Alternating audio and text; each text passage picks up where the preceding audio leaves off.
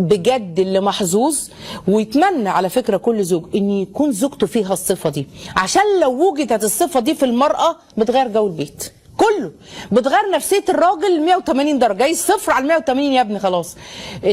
المرأة او الزوجة المرحة الفرفوشة اللي بتعرف تصنع الضحكة جوه البيت من مهما حصل، غم، زن، نكد،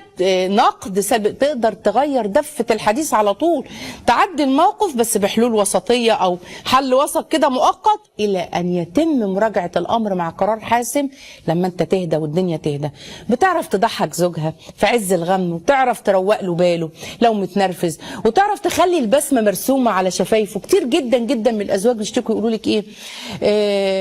احنا ضغط الحياه والشغل، قرف الشغل، مدى التعب والمعاناه طول اليوم وطول الوقت بره، استحمل المدير يقول لي كلمه والرئيس مش عارفه مين يقول لي كلمتين، ونروح البيت نلاقي كمان ابو النكد مستنينا،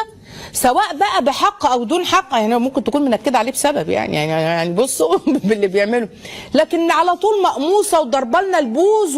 وطب انا يعني مين يخفف عني؟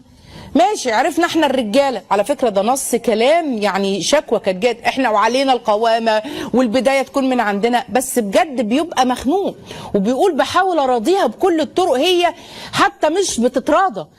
ولكن انا محتاج ان انا اروح بيتي الاقي فيه سكن، الاقي فيه هدوء. بص بقى، الاقي بيتي، بص الاحتياجات بتقول ايه، الاقي بيتي هادي، محتاج زوجة تسعدني وتريحني، منتظراني. زوجي يقول انا مش حابب بس من موضوع زواج غير اني اروح الاقي حد مستنيني،